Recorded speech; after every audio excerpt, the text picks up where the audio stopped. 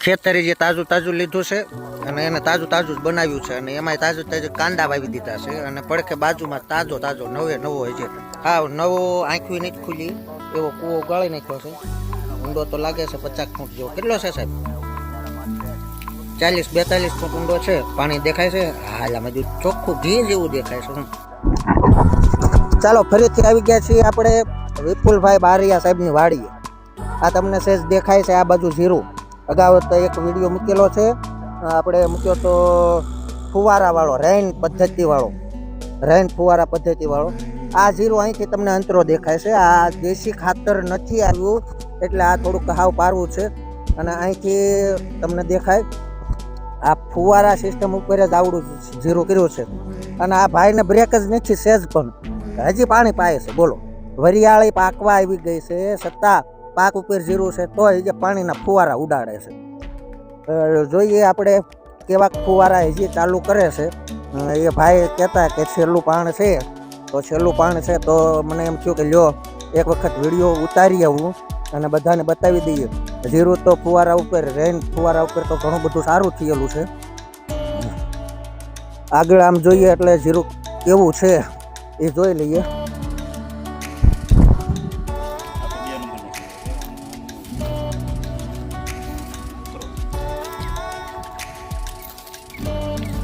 દાણા જોઉં છું, દાણા આવડા દાણા થઈ ગયા છે તો એ પાણી પાવાનું ચાલુ કરેલું છે. એટલે આમ તો મોટા ટપોરા છે. હજી આવો હે ઉકારો છે ને? ના ના, એ ઉકારો નથી, આ પાકી ગયું કમ્પ્લીટ. ઉકારો એમ નથી, ઉકારો આને આ ઉકારો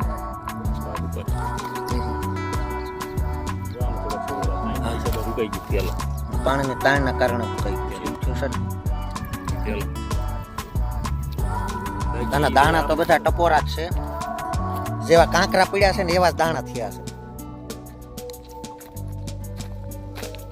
કાંકરા મોટા મોટા પીડ્યા છે ને તે દાણા એવા મોટા મોટા થયા છે. ઓણીથી સાહે વાયું તું. આપણે પેલો વિડીયો મૂકી રહ્યું તું કા?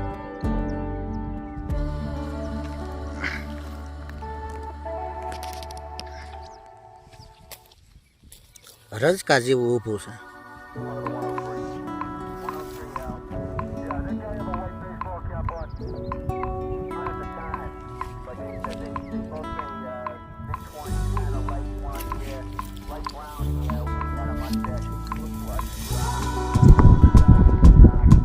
સાહેબ હજી પાણીના ફુવારા શરૂ કરી દે છે.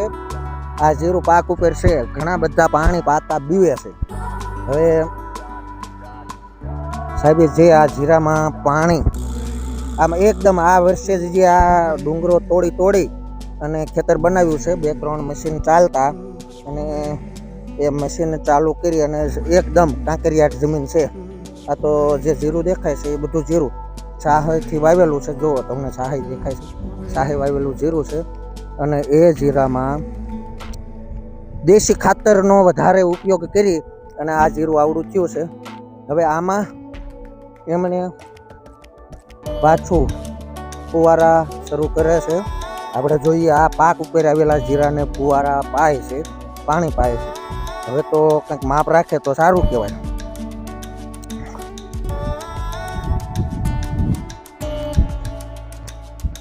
જીરું એમ તો સારું છે. હાવ કાંકરા તમને દેખાય છે ને, હાવ કાંકરા. આવા કાંકરામાં આ તમને અહીંયા ભેખડો જ દેખાય છે. ભેખડામાં કેવું પથ્થર જ દેખાય છે. એ પથ્થરની વચ્ચે અહીંયા જીરું વાવી દીધું છે. જીરાના દાણા તો ટપોરા થયા છે, મોટા મોટા જબરા થઈ ગયા છે દાણા. હવે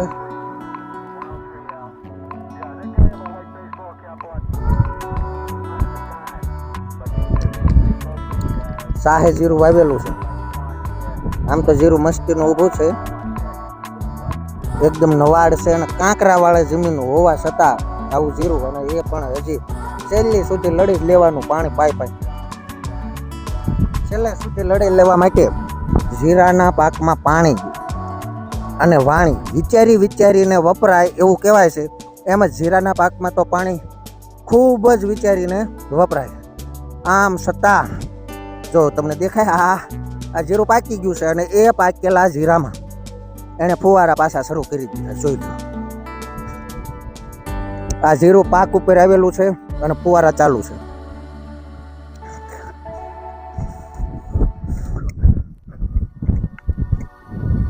દેખાય પાકી ગયેલા જીરામાં હવે એ ફુવારા કરી અને પાણી પાય છે. આપણે ઘણા બધાની કમેન્ટ આવી હતી કે હવે આ છેલ્લે પાકે ત્યારે પણ આનો એક વિડીયો બનાવજો. તો જોઈ લો, આ વરિયાળી બેસી ગઈ છે, ટુંબરી થઈ ગઈ છે, પીળું પડવા માંડ્યું છે, છતાં એમાં જીરાને પાણી પાવાનું કામ ચાલુ જ છે. એક દોરાવા બીક રાખતા જ નથી. બોલો, છે તે બીક જ નથી કે જીરાને આમ થશે તેમ થશે. અને બીક રાખ્યા વગેરે એને પાણી પાયા જ રાખ્યું છે. પાણી પાયા રાખ્યું છે એમ જીરું સારું જ થયું છે.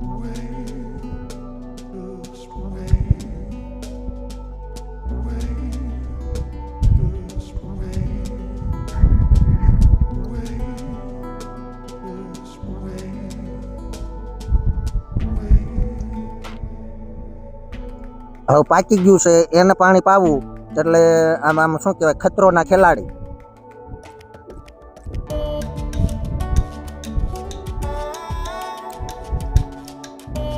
દેખાય છે ને વરિયાળી આવી ગઈ છે, છતાં પણ એ લોકો આ પછી વિપુલભાઈ છે એ પાણી પાવામાં એક દોરાવા બીક રાખ્યા વગેરે ધબધબાટી બોલાવે છે પાણીની અને પાણી પાવાનું કામ શરૂ છે.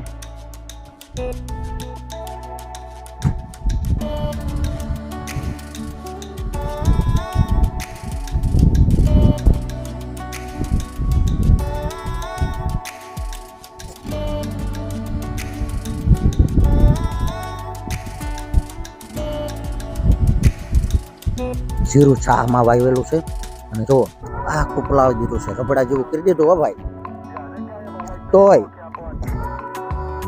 સેજ પણ બીક નથી. અને જીરું તો જ બીક રાખ્યા વગેરે પાણી પાયા રાખે તો જ એ જીરાને કામો પડી જાય. હો ભાઈ, અને આમાં થોડીક દવા ભળી જાય એટલે દવા પણ છંટકાવ થઈ જાય અને જીરાને પણ મજા આવી જાય. સરસ મજાનું જીરું અત્યારે ઊભું છે અને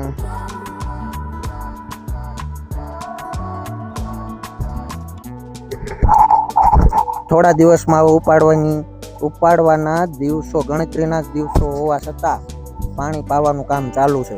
ઘણા લોકો બીવે છે પાણી પાતા, અને કોઈએ પાવવું ના જોઈએ. હું તો કહું છું, ખબર ના પડતી હોય ને ત્યાં સુધી પાણી ન પવાય. ખોટું પાણી પાય અને ઉકલી જાય અને લાખ 2 લાખમાં આવી જાય, એના કરતાં વિચારીને પાણી પાવું. આ તો ભાઈ ખતરોના ખેલાડી જેવું છે.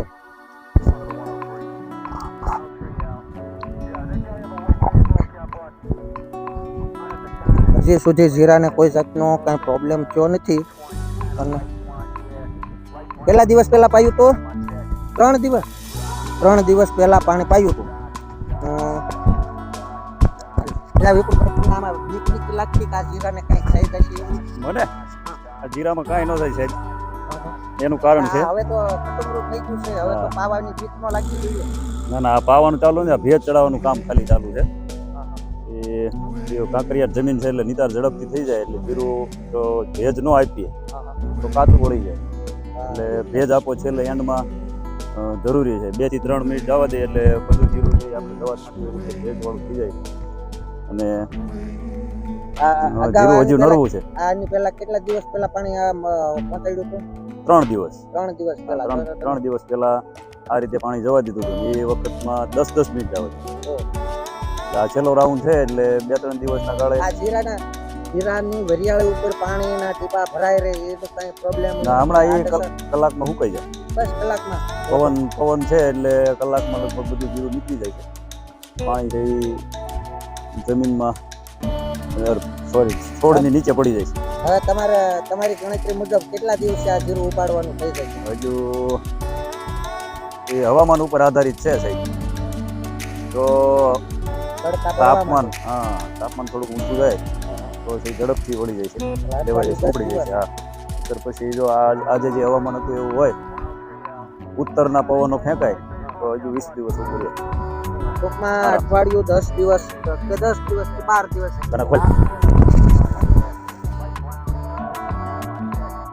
12 દિવસની વાર છે અને એને પાણી પાવાનું કામ અત્યારે ચાલુ છે.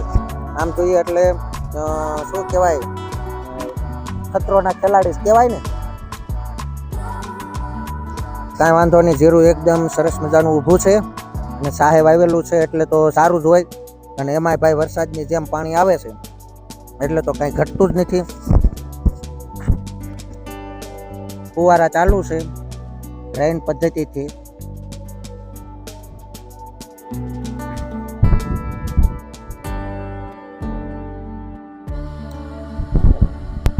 આ જે જમીન છે, એ જમીન તમને બતાવું છું. આવી જમીન છે, કાંકરા ને પથરા ને એ બધું પીડ્યું છે. નકરું કાંકરિયાટ જમીન છે. તાસ, મોટો મોટો તાસ પાકી ગયેલો હોય એવો તાસ છે. અને એ પાકી ગયેલો તાસ પીડ્યો બધો. અને એ તાસની અંદર આવી રેન સિંચાઈ પદ્ધતિ વાપરી અને જીરું ઉગાડ્યું છે અને આવું કરી દીધું છે. છેલ્લે સુધી જે પાણીમાં લડી લેવાનું છે. તો આમ છતાં કોઈને વધારે માહિતીની જરૂર હોય, જીરાના પાકને ક્યારેક પાણી કેવી રીતે કેમ પાણી આપવું, તો વિપુલભાઈ બારિયા નો સંપર્ક કરજો. અને જીરાના આમ ગણાય કે સ્પેશિયાલિસ્ટ છે. જીરાના પાક દર વર્ષે એને સારા જ થાય છે અને સારા પકવે જ છે. આ નવું ખેતર આ વર્ષે જે આ સામે જો જે કામ ચાલુ છે, આ કામ જે ચાલુ છે, ફટાફટ આ ખેતરનું કામ પતાવી અને દિવાળી પછી તરત જ જીરું વાવી દીધું. અને એ જે કાંઈ ખર્ચો થયો એ આ જીરામાંથી કાઢી લેવાનો છે. એટલે જીરાના પાકના સ્પેશિયાલિસ્ટ, જીરાના પાકમાં ક્યારે કઈ દવા, કેટલું પાણી, કેમ પાણી, કયું ખાતર, કેવું ખાતર અને કેવી રીતે ખાતર આપવું, દવા કેવી રીતે આપવી એ પણ એ જાણે છે. એટલે વિપુલભાઈ બારિયા, ગામ બંધાળી, અને મોબાઈલ નંબર પણ આમાં એડ પાછો કરી દઈશ. અને ગયા વખતે વિડીયોમાં હતો. ખૂબ ખૂબ આભાર. કોઈને કાંઈ માહિતીની જરૂર હોય તો વિપુલભાઈનો સંપર્ક કરજો. આભાર.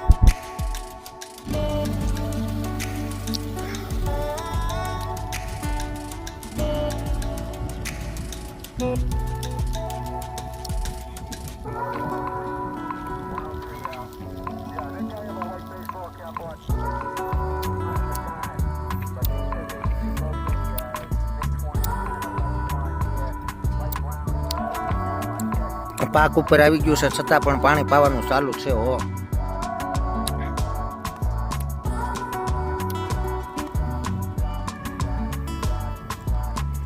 ઝાકળ આવતો એવું લાગે છે.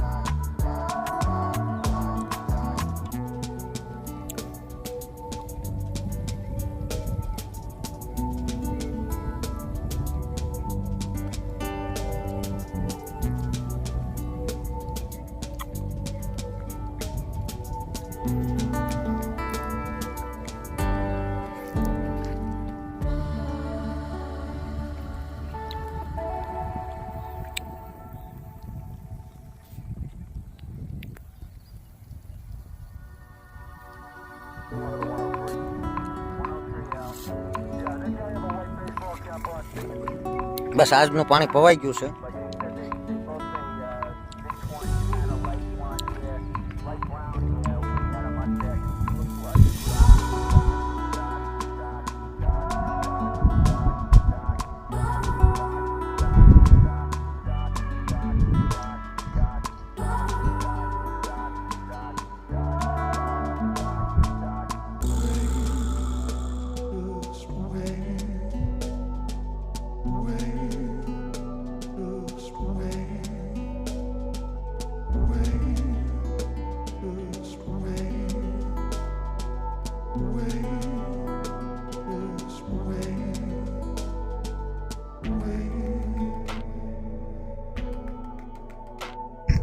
એકદમ વરસાદ વરસતો એવું વાતાવરણ થઈ જાય છે.